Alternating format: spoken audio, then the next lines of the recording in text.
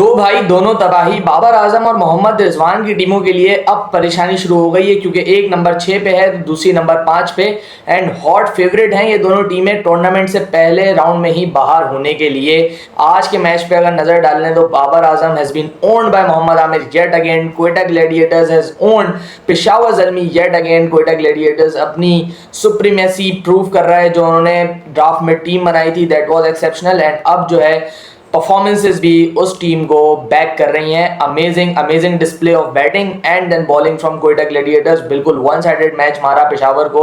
बात करते हैं आज के मैच पे, हमारे साथ वीडियो में जुड़े रहिएगा। Hello everyone, welcome back to pitch reports. Match में बात शुरू करने से पहले एक बात जो मुझे बड़ी खल रही है वो ये है and it is for the betterment of PSL as well.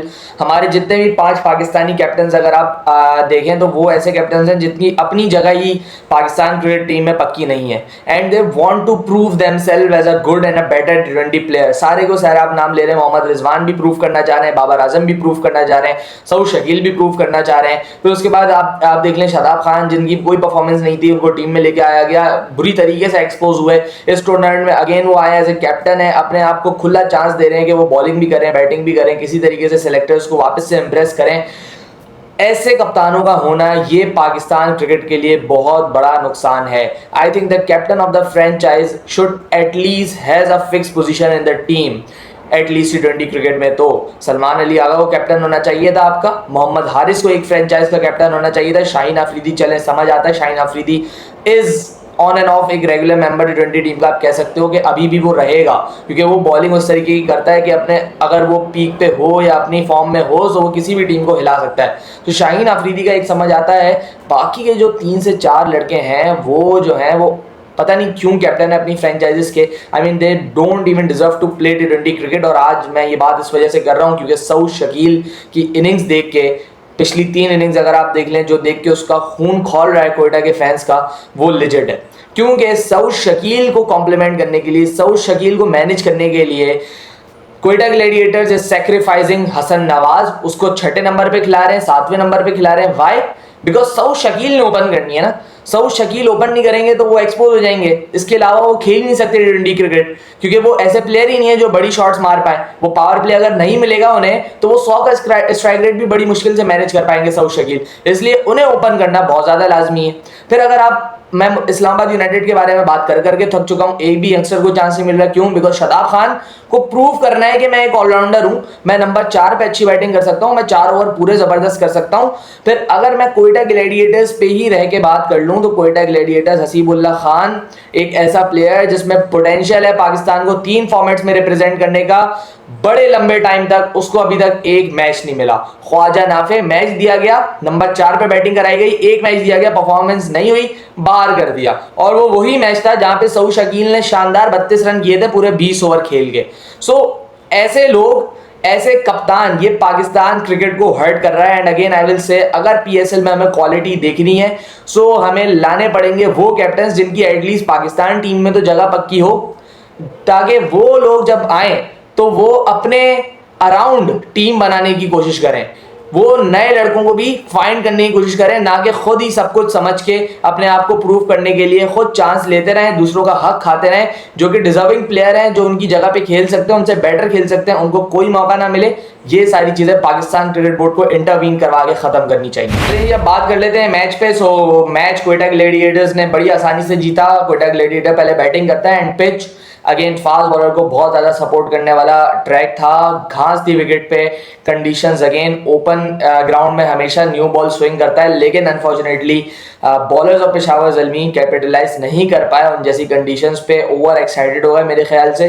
Green wicket देख के जो बॉलर है ना बहुत जल्दी ओवर एक्साइटेड होता है। वो चाहता है कि मैं बस बैट्समैन को बॉल करूं और विकेट पे बॉल लगे या तो उसके पैड पे बॉल लगे, कहीं और बॉल लगे ही ना। उसकी वजह से फिर वो फुल जाने की कोशिश करता है, जिसकी वजह से हमने देखा कि बहुत ज़्यादा रन कंसीड किए पेशावर ने in the first 10 overs. 104 run दिए। अली रज़ा की मैं बात करूंगा, एक ऐसा बॉलर है अली रज़ा जो कि अपनी लेंथ कंसिस्टेंटली हिट करने के लिए मशहूर है। अली रज़ा अगेन हम लोग उसका पूरा PSL देखें, why he is been so successful, because वो गुड लेंथ का एरिया बार बार हिट कर रहा था, पिछले मैच में भी, उससे पिछले मैच में भी। And every time he performs, उसके एरियाज जो होते हैं वो परफेक्ट लेंथ वाले एरियाज होते हैं। बट अगर आप आज उसकी बॉलिंग देखें, he went a lot thoughtful and वही इंटेंशंस लग रही थी कि मैं किसी तरीके से पैड पे मार दूं, मैं किसी तरीके से बॉल डंडों पे मार दूं, अपनी विकेट लूं इस ट्रैक पे जो कि फास्ट बॉलिंग को बहुत ज़्यादा सपोर्ट कर रहा है। सो ये जो चीज़ें हैं ये कंट्रोल करनी पड़ेंगी मैनेजमेंट को एंड स्पेशली कैप्टन को, क्योंकि मैनेजमेंट तो देखें उनका आउट ऑफ द ग्राउंड काम है, इन द फील्ड जो रिस्पॉन्सिबिलिटीज हैं वो कैप्टन की हैं। अली रजा इज अ यंग चाइल्ड, उसको जाके समझाना, उससे जाके बात करना, कहाँ बॉलिंग करवानी है भाई, किस जगह पे पिच करवाना है, ये सारा काम बाबर आजम का था, जो कि बाबर आजम ने नहीं किया, जिसकी वजह से हम देखें अली रजा कितना एक्सपेंसिव भी रहा और एक ऐसी विकेट पे जहां पे अली रजा मजीद अच्छी बॉलिंग कर सकता था वहां पे उसने अपने टूर्नामेंट का सबसे खराब स्पेल किया। एनीवेज अली रजा एक ऐसा बॉलर है जो अपनी गलतियों से सीखना जानता है, तो हम यही उम्मीद करेंगे कि वो अच्छा कमबैक करेगा। एंड मिसाल जो मैं आपको दूंगा इस विकेट पे कैसे बॉलिंग करनी चाहिए वो है अल्जारी जोसेफ का स्पेल, सिर्फ और सिर्फ लेंथ सेट की है, फिन एलन को आउट किया, पक्की लेंथ पे आउट किया, कुसाल मेंडिस को तो चले इन लेटर स्टेजेस आउट किया, लेकिन आप पहले 3 ओवर देखें जोसेफ के, दे वर फिनोमिनल, एक लेंथ पे हिट किए जा रहे थे एंड बाकी काम जो था वो विकेट खुद ब खुद कर रही थी। सो ये चीज़ें आपको सीखनी भी पड़ेंगी, ये चीज़ें आपको करनी भी पड़ेंगी। फिर अगर मैं बात कर लूँ तो साइम अयूब ने आज ज़बरदस्त बॉलिंग की, अच्छा स्पेल किया, 4 ओवर 24 रन, सिर्फ 2 आउट भी करने में कामयाब हुए। अब अगर मैं बात कर लूँ कोयटा ग्लैडिएटर्स की बैटिंग पे, so Finn Allen finally has fired. Finn Allen ने एक अच्छा स्कोर किया, अच्छा स्टार्ट दिया, कोयटा को एक क्विक स्टार्ट दिया, जिसकी वजह से जो एक प्लेटफॉर्म था वो ले हो गया था, जिसपे काम किया फिर राइली रूसो, चैपमैन ने और सऊद शकील ने भी किसी हद तक, लेकिन सऊद शकील पावर प्ले खेलने के बाद भी अगर 31 रन करेंगे 24-25 बॉलें खेल के, सो आई डोंट नो फिर सऊद शकील का क्या काम है इस टीम में।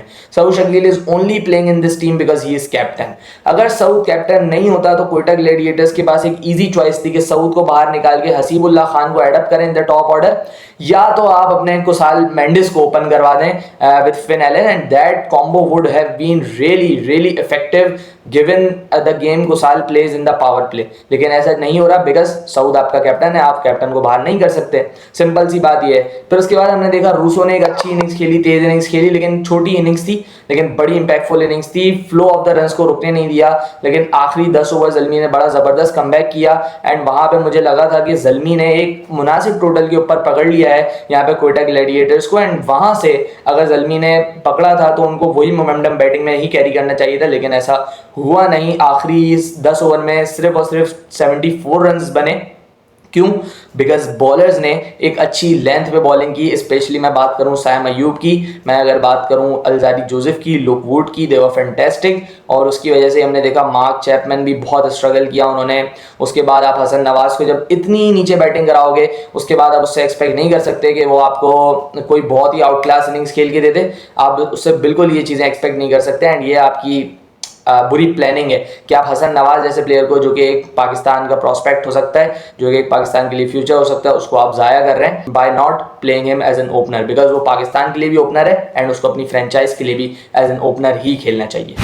कर लेते हैं हम मोस्ट अवेटेड टॉपिक पे बात भाई। Again Aamir has owned Babar. Aamir ने फिर बताया कि भाई मैं जो हूँ ना वो वर्ल्ड क्लास था, हूँ और रहूँगा।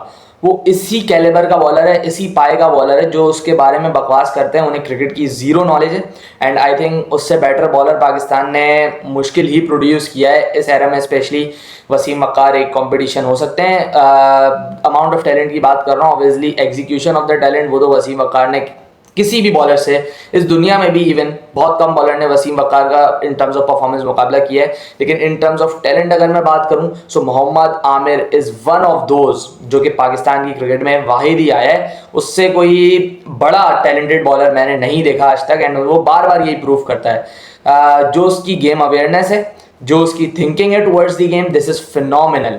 वो जिस तरीके से सोचते हैं, पाकिस्तान में अभी इस वक्त ऐसा कोई बॉलर मौजूद ही नहीं है एंड मोहम्मद आमिर का लॉस नहीं है कि पाकिस्तान मोहम्मद आमिर के लिए अवेलेबल नहीं है, ये पाकिस्तान का लॉस है कि वो पाकिस्तान के लिए अवेलेबल नहीं है because Pakistan haven't used him rightly after the world cup. खैर ये बातें तो होती रहेंगी, लेकिन पहले मैच की अगर मैं बात करूँ, शॉर्ट एक्स्ट्रा कवर में फील्डर लेते हैं मोहम्मद आमिर, स्लो बॉल करते हैं बाबर आजम को, उनका फेवरेट शॉट खिलाते हैं, शॉर्ट एक्स्ट्रा कवर पे कैच करवा देते हैं। आज क्या हुआ, टप्पा मारा, फिर बाबर आजम को उसी लेंथ से आगे पीछे से बाहर निकाली सारी बॉलें।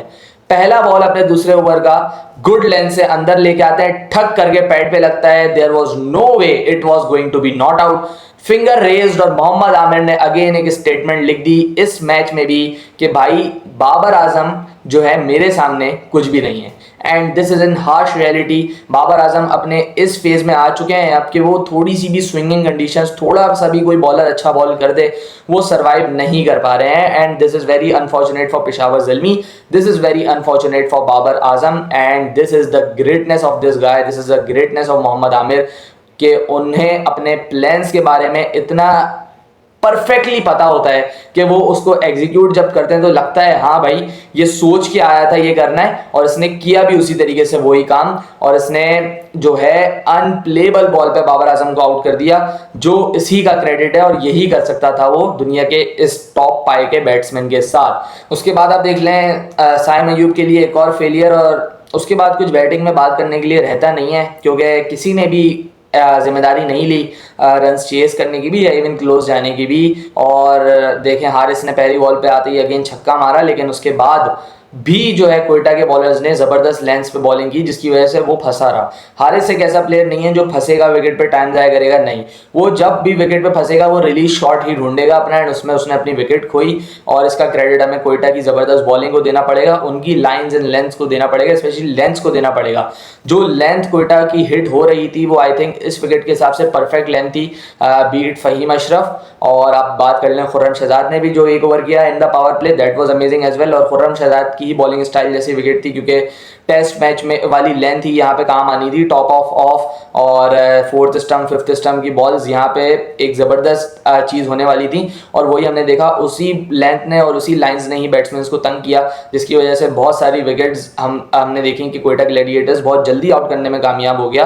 और फिर उसके बाद जो है मिच ओवेंस और हुसैन तलत ने थोड़ी सी रेजिस्टेंस दिखाई, लेकिन दैट वाजंट इनफ क्योंकि आपको पता है कि जब भी 170-180 के करीब टारगेट होता है तो ये एक दो बैट्समैन का काम नहीं होता।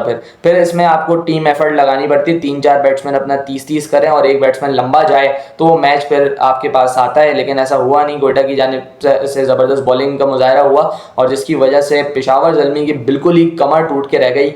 एक बात मैं जो यहाँ पे करना चाहूँगा, मोहम्मद हारिस जो कि पाकिस्तान के लिए ओपन करते हैं, अभी तक उन्होंने इस PSL में पाकिस्तान के लिए इस PSL में पेशावर के लिए एक मैच भी ओपन नहीं किया है। मिच ओवेंस जो कि अपनी BBL की परफॉर्मेंस पे सेलेक्ट हुए थे इन द PSL, BBL में Mitch Owens as an opener खेल रहे थे, लेकिन PSL में एक मैच भी मिच ओवेंस ने एज एन ओपनर नहीं खेला है।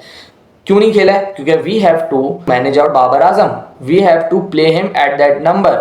सेम जो बात मैंने सऊद के लिए बोली वही बाबर के लिए बोली। हालांकि Babar is way bigger player than Saud Shakeel, लेकिन जो उसकी अभी करंट फॉर्म है, बाबर आजम 100 के स्ट्राइक रेट से भी नहीं खेल सकता अगर वो दायरा ना खेले तो। So this is the harsh reality, और this is the harsh reality for Peshawar Zalmi as well कि जब तक आप डिजर्विंग प्लेयर्स को उनकी जगहों पे चांस नहीं देंगे आपकी टीम का हाल यही रहेगा। और अब जो है कहानी बहुत मुश्किल हो चुकी है पेशावर के लिए, मुल्तान के लिए भी बहुत मुश्किल है। देखना पड़ेगा किस तरीके से कमबैक करते हैं, एंड उम्मीद तो यही करूँगा कि कर लें कमबैक ताकि हमें जो है टूर्नामेंट आखिर तक देखने का मज़ा आए। और मैं यही उम्मीद करता हूँ कि लास्ट दिन तक फाइट होती रहे वो 4 टीम्स के स्पॉट्स के लिए, तो वही टूर्नामेंट की शान में इजाफा करते हैं। एंड मैं यही उम्मीद करूँगा कि पेशावर एंड मुल्तान किसी तरीके से वे आउट निकालें इस टर्मोइल का जिसमें वो फंस चुके हैं इस वक्त। एंड मैं उम्मीद यही करूँगा कि बाबर आजम की भी थोड़ी बहुत फॉर्म वापस आए ताकि पाकिस्तान के फैंस के लिए कुछ खुशी की खबर हो। मिलते हैं किसी और वीडियो में, जब तक के लिए अपना ख्याल रखिएगा। अल्लाह हाफ़िज़।